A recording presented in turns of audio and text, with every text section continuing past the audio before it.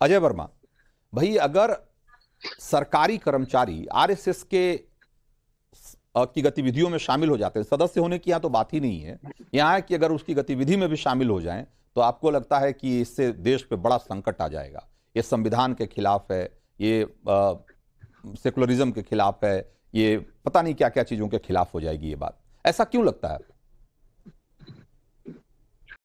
देखिए, जब ये संसद में घटना हो रही थी, बैन किया गया था कर्मचारी, आपकी एक बात से मैं इत्तेफाक नहीं रखता, ये तथ्यों पर आधारित नहीं है। आपने कहा उसमें 8 साधु शहीद हो गए, कहीं नहीं लिखा, किसी भी उस हिस्ट्री के किसी भी आपकी किताब में जरूर लिखा होगा, उसमें लिखा हुआ था कि इतने लोग वहां जो गोलीबारी हुई उसमें मारे गए। अब आप जो प्रदर्शनकारी होते हैं उन्हें शहीद का दर्जा भारतीय आर्मी की तरह दे दें या किसी को दे दें तो ये आपकी अपनी डिक्शनरी होगी। लोग मारे गए ना, लोग मारे गए, कॉज के लिए मारे गए इस देश में। नहीं, मैं बड़ा अगर वो एक कॉज के लिए मारे गए तो उसको इतना तो स्वीकार करिए। चलिए, एक मिनट के लिए आप नहीं शहीद मानते हैं, मत मानिए, लेकिन लोग मारे गए ना उस गोलीबारी में, ये सच है। रंजीत कुमार जी, हाँ, जब देश की संसद पर चढ़ाई कोई करता है तो राष्ट्रीय सुरक्षा को खतरा होता है।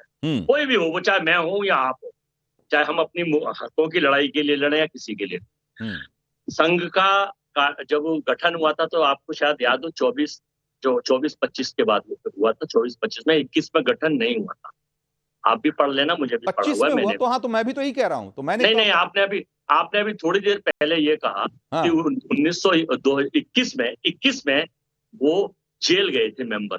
जब जिसका जो पैदाई 24-25 में हुआ तो वो जेल कोई भी आदमी जा सकता, स्वतंत्र हो गए तो मैं भी जा सकता हूँ, आप भी। तो दूसरा आपत्ति। अच्छा, मतलब आप संघ के बनने के पहले जो उनकी राजनीतिक पृष्ठभूमि है उसका आप संज्ञान नहीं लेंगे। चलिए, ठीक है। बच्चा पैदा ही नहीं हुआ है साहब, आप कह रहे हैं उसके आगे की बातें भी मैंने बताई, उसके आगे के भी 3-4 चीजें बताई मैंने। आप उसको इग्नोर कर रहे हैं, आप जानबूझ के उसको इग्नोर कर रहे हैं। मैं अनुरोध करने के साथ साथ आपकी बातों पर चर्चा कर रहा हूँ। बच्चा पैदा नहीं हुआ, उसका नामकरण आपने कर दिया 21 में, पैदा हुआ 24-25 में, ठीक है। फिर 1942 में, जिस वक्त 37 में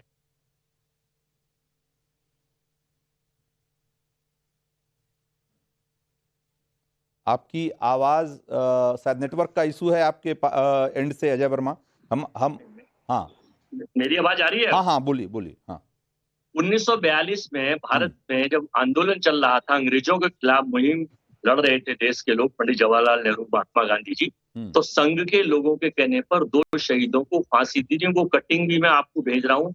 अंग्रेजों के खिलाफ आप वादा करते हैं, कितनी बार माफी मांगी थी वीर सावरकर ने? आजादी में आपका क्या योगदान था, हिस्ट्री बताइए उठाकर। आपके कहने से आप ज्ञान की किताब खोलिए, देश को बहकाइए, चूंकि आपका एजेंडा है 400 पार भी आप ही करा रहे थे, अब की बार 400 पार। और भारत में जो छवि भारत पत्रकारों की देश में और विदेश में खराब हुई, उसकी पूर्ति नहीं होगी। खैर, उसके बाद आप आ जाइए। पहली बात तो ये, आप जो कह रहे हैं कि आरएसएस का कोई योगदान नहीं था, आरएसएस से जुड़े हुए बहुत सारे लोगों का आजादी की लड़ाई में बड़ा योगदान था, उसमें से कुछ हमने रेखांकित किया है, पहली बात। और दूसरी बात कि क्या जो लोग आजादी की लड़ाई के बाद पैदा हुए, क्या उनका वो इस बात के लिए दोषी करार दिए जाएंगे कि वो आजादी की लड़ाई में शामिल नहीं हो पाए? रंजीत जी, आपने मुझसे पूछा तो थोड़ा सा बस सुन लें, उसके बाद फिर मैं आप चर्चा कर लेंगे। उसके बाद 48 में बैन लगा, इसलिए लगा पूरा पता है। जब 66 में बैन लगा था कि घटना कर रहे थे सरकारी कर्मचारी किसी के पर्सनली होते, सरकार के लोग होते हैं, नीति नियमों का पालन करते हैं। अब जब सरकार ने बैन लगाया समय समय पर, यह कब भी करा जब गतिविधियों में शामिल मिलते हैं, सारे लोग मिलते हैं, तो तभी तो कार्यवाही होती है। हमारी कोई संघ से दुश्मनी नहीं है, संघ हमारा दुश्मन नहीं है। अभी अब भागवत साहब अभी कह रहे थे कुछ दिन पहले, आपको पता ही होगा सरकार के बारे में, देश की बात, अभी कह रहे थे, मित्रों, पहले आदमी मानव बनता है, फिर महामानव बनता है, फिर देवता। पता किस लिए कहा था? मैं बायोलॉजिकल, शायद मुझे लगता था पहले मेरी माता ने मुझे जन्म किया है, अब मुझे लगता है मैं बायोलॉजिकल। तो संघ के विचार भी आप देख लीजिए। अच्छी मिमिक्री की प्रैक्टिस चल रही वैसे आपकी। लेकिन मैं और कुछ कह रहा हूं। मैं जो कह रहा हूं अजय वर्मा, पहली बात तो है कि भाई मैंने आप कह रहे हैं कि ये इनका कोई योगदान नहीं है, मैंने योगदान भी बता दिया।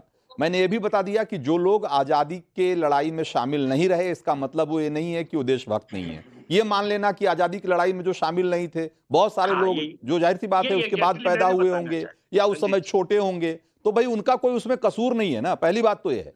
तो आजादी की लड़ाई में शामिल होना नहीं होना किसी की देशभक्ति का कोई पैमाना नहीं है, पहली बात तो ये है। दूसरी बात, नहीं, यही सुनना चाह रहा था। नहीं तो मैं, अरे भाई मैं अजय वर्मा, जवाब दूंगा मैं 1978 में पैदा हुआ, तो भाई मैं आजादी की लड़ाई में शामिल नहीं हो पाया, तो मैं देशभक्त नहीं हूं आपके हिसाब से? अरे सर, मैं आपकी बात का यही तो मैं सुनना चाह रहा था। मैं जवाब नहीं, मैं वही तो कह रहा हूं आपको कि भाई अगर मैं आजादी की लड़ाई में शामिल नहीं हो पाया अजय वर्मा, तो मैं देशभक्त नहीं हूं ना आपकी नजर में। इजाजत दे तो आप इजाजत दे तो मैं जवाब दे दूं। हाँ बोलिए ना। आपकी जो बात कह रहा हूं मैं 1000% सहमत हूं कि आप देशभक्त में लड़ाई में नहीं थे, तो आप क्या भारतीय नहीं है, देशभक्त नहीं, आप हैं और रहेंगे।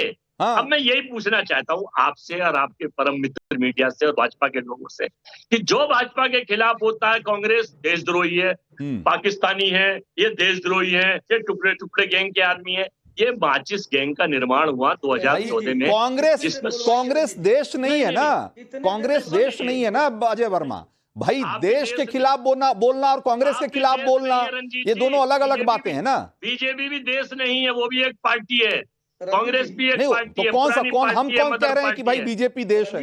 बीजेपी को हम भी देश नहीं मानते, लेकिन आप, इनका टाइम खत्म, जनता इनका टाइम खत्म कर दी। कितने 4 घंटे बोलेंगे क्या?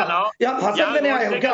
यहाँ भाषण देने आए, कोई सुनने आया? अंग्रेजों की पार्टी। ठीक है, एसएन सिंह आएंगे आपके पास आते हैं। समर्थक यहाँ बैठे हैं, ये आसाराम बापू के शिष्य हैं, उनके चरण छूते हैं। ठीक है, इनसे कहिए बीच में ना बोले। रंजीत जी, आपका जवाब मैं दूंगा। 1 मिनट।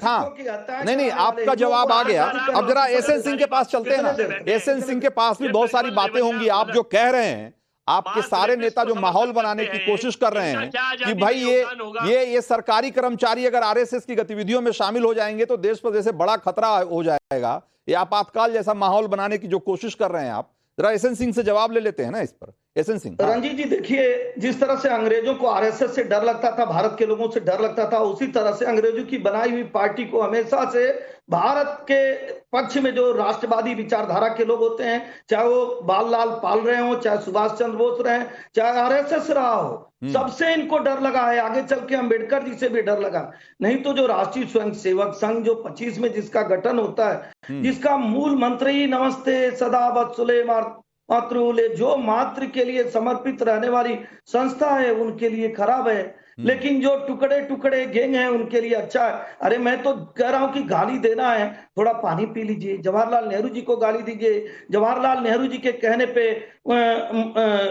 वो लोग जो है आते हैं और 63 के परेड में शामिल होते हैं। मुझे लगता है कि आपको अपनी विचारधारा को थोड़ा बदलना चाहिए और जो राष्ट्रवादी विचारधारा है, भारत की जो विचारधारा है, उसको अपनाना चाहिए। अब देखिए क्या है,